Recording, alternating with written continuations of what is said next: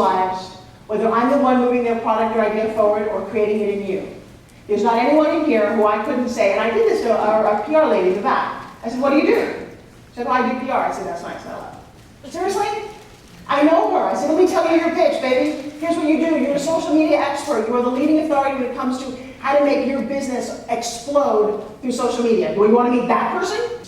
Here's a group of people who are at a stage in your life, and I'm here too, where you could, if you were given a little tweaking, mentoring, coaching, could explode. Who here sees that? Yeah, that is what I'm so excited to be in the room with you guys to do this and be part of this.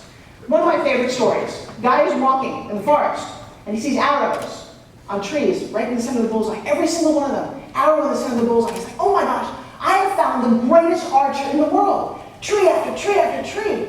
And finally, he said, I just would love to meet this man. And there he is. There's a guy right there with a bow. And he said, are you the man responsible for this? He said, yeah. He said, I'll pay you anything. Tell me how you do this. He said, it's so simple. He said, I fire the arrow first, and then I draw the bullseye.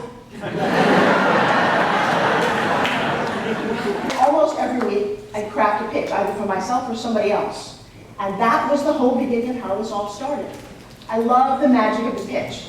Okay, so you've got a product or a service, right? How do you craft your pitch? How do you even start to think about it, right? Well, one of the ways is to figure out what it is that you're doing. And that sounds crazy, but you don't always know what you're doing. This is a spin gym. Now, in the hands of anyone else, it might just be kind of a hunk of metal, maybe an earring. I don't know, what does it do?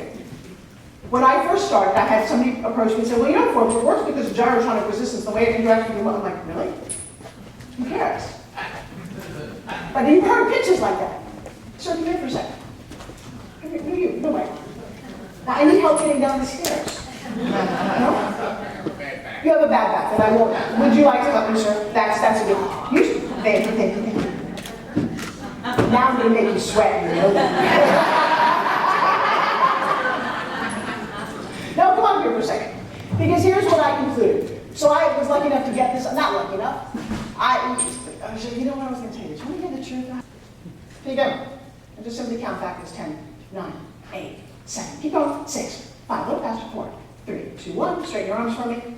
I'll do this for another 10 seconds here. You'll do that. You go overhead. And then I'll simply take it away. And you will simply say to me, well, that's amazing. Where can I get one? That is amazing. It is harder than it looks. My pitch is now one sentence. And I hone it, and I work it, and I practice it, and it works every single time, anywhere. How do I know I understand an elevator pitch? Because I sold it in an elevator that had only 2 floors at the Oprah Winfrey convention last night. Nobody walks in. I said, hey, you want to see something cool? She's like, yes. Bam. On the way out, she said, where do I get one? Right there, I got it in my pocket. I've sold them naked in the sauna. I'm having so much fun with that. Oh, I'm crazy. I'll go on an airplane with a whole bag of these and sell them to the steward. I just enjoy it because now it's become interesting. If you love teaching the pitch and coaching the pitch, I got a pitch that's one sentence that seems to be inevitable. And now people go, well, Forbes, you have that stingy, that's so easy. Are you kidding me? It's been around forever, nobody won it. The art of the pitch. So it doesn't matter what you've got. We're going to tweak your pitch so that every time you meet somebody, they're so excited to hear what you have to say. You're not going to overtalk them. We call it the skinny pitch. Less is more. In your waistline and in your words. Trust me, less is more. Who here is successful? The reason you raised your hand is because of the way you define success. I used to not think I was successful at all. I had money in the bank, I had clothes, I had things that you thought you would need. But I was in Hollywood, and I would drive up in my little Prius, and there'd be a person driving up in their Bentley, or wearing their Prada shoes, and I would kind of go, well, I don't really have that stuff. And that whole conversation, that tape in your head. I'm all about mindset. One day, it dawned on me that that was not real. I was like, wow, what does it mean not real? Well, success is something that you create. I have a girlfriend who's got cerebral palsy who'll never walk across the stage. Watch me. To her, I'm the most successful person on the planet right now. Also, the definition of what no really means. It is never-ending opportunity. You ask the wrong person the wrong question. I get no's all the time. I launched my fitness product. Everybody said no. No, you can't. No, you won't. It won't work. And I kept thinking, but I have a vision. And I kept asking enough people. The other thing, too, when somebody gives you a no, you kind of in the back of your mind go, thank you. And then you ask them, well, if it's no, what might have made it a yes?